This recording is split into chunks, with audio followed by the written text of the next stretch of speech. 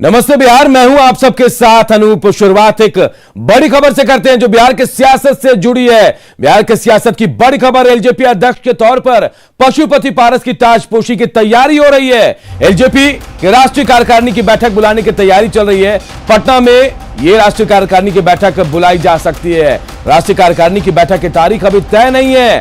राष्ट्रीय कार्यकारिणी की बैठक के बाद चुनाव आयोग से पारस वो मिलेंगे। चाचा पशुपति पारस के दांव से चिराग पासवान चित्त हो गए हैं। पहले एलजेपी के 5 सांसदों ने चिराग पासवान की जगह पशुपति कुमार पारस को पार्टी के संसदीय दल का नेता चुना और लोकसभा अध्यक्ष से मुलाकात की। अध्यक्ष ने पशुपति पारस को एलजेपी संसदीय दल के नेता के तौर पर मान्यता दे दी है और अब पार्टी उन्हें राष्ट्रीय अध्यक्ष बनाने की तैयारी में है। जल्दी एलजेपी राष्ट्रीय कार्यकारिणी की बैठक हो सकती है और यह बैठक पटना में बुलाई जा सकती है। हालांकि राष्ट्रीय कार्यकारिणी की बैठक की तारीख अभी तय नहीं है, लेकिन अब ताजपोशी की तैयारी शुरू हो गई है। एलजेपी अध्यक्ष के पद पर ताजपोशी की तैयारी पशुपति कुमार पारस की और इसे लेकर कार्यकारिणी की बैठक की बुलाई जाने की संभावना जताई जा रही है। पटना में यह बैठक बुलाई जाएगी, लेकिन तारीख अभी तय नहीं है।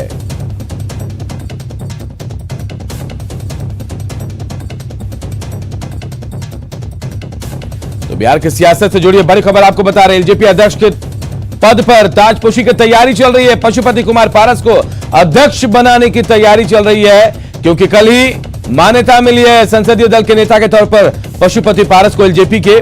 और अब राष्ट्रीय कार्यकारिणी की बैठक की बात कही जा रही है जो पटना में होगी, ऐसा कहा जाए, लेकिन तारीख अभी तय नहीं है। और इस बैठक में तय हो जाएगा कि पशुपति पारस ही अगले अध्यक्ष होंगे लोक जनशक्ति पार्टी के।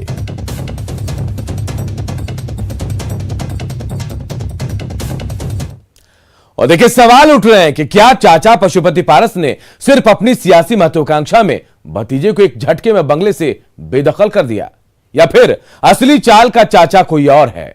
कहा जा रहा है कि इस खेल की प्लानिंग जेडीयू के कुछ नेताओं ने की थी। हकीकत क्या है, ये रिपोर्ट देखिए। बात तो तय है कि अगली 10 तारीख को मुख्यमंत्री जी का पुनः बिहार में मुख्यमंत्री बनना असंभव होगा। उनकी विदाई तय है और भाजपा लोजपा की सरकार 10 तारीख को एक नई सरकार, विकास की सोच रखने वाली सरकार 10 तारीख को बिहार में बनने जा रही है। एक बंगला बने न्यारा, एक बंगला बने न्यारा, रहे कुन बाज सुने सारा, एक बंगला बने न्यारा, एक बंगला बने न्यारा। बिहार चुनाव के दौरान नीतीश की बिहार से विदाई की उम्मीद लिए एक न्यारा बंगला का सपना देख रहे थे चिराग। आज उसी बंगले से उनके अपनों ने उन्हें बेदखल कर दिया और हालत ये हो गई कि बंगले में एंट्री के लिए भी तरसना पड़ा। हर उसकी जांच होगी और उसकी जांच मुख्यमंत्री तक भी आएगी, तो भले ये संन्यास ले लें, पर अगर गिल्टी पाए गए, दोषी पाए गए, तो जेल जरूर जाना होगा। दरअसल चुनाव के दौरान नीतीश पर उगलने वाली आग की चिंगारी में ही आज चिराग झुलसते जा रहे हैं। खुद पर होने वाले चिराग के तीखे हमलों को लेकर नीतीश चुनाव और चुनाव के बाद भी शांत रहे, लेकिन यह भी सच है कि चिराग की आज अगर ये हालत हुई है तो उसकी पटकथा जेडीयू की ओर से बिहार चुनाव के नतीजों के बाद से ही लिखनी शुरू हो गई थी, जिसकी तस्दीक ये तस्वीर भी करती है।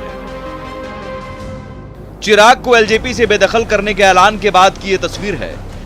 तस्वीर एलजेपी सांसद वीणा देवी के दिल्ली स्थित आवास सरस्वती अपार्टमेंट की है, जहां चिराग के चाचा पशुपति पारस की अगुवाई में एलजेपी के 5 सांसद, जेडीयू सांसद और नीतीश के करीबी ललन सिंह के साथ मिलने पहुंचे।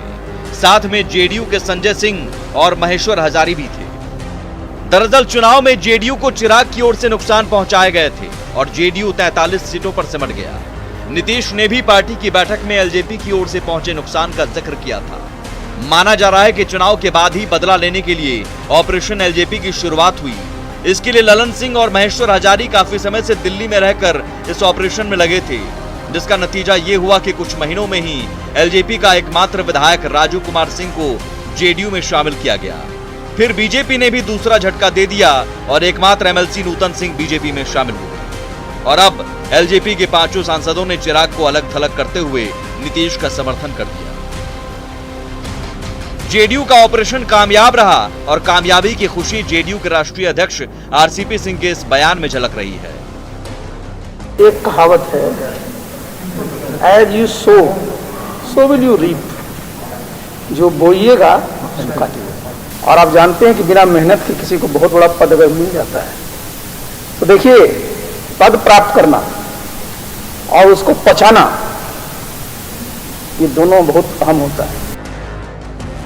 अब सवाल है कि अलग थलग पड़े चिराग क्या करेंगे। वैसे चिराग को तुरंत आरजेडी और कांग्रेस ने साथ आने का ऑफर दिया है, तो क्या चिराग बंगला छोड़ लालटेन की लौ जलाएंगे या हाथ मजबूत करेंगे?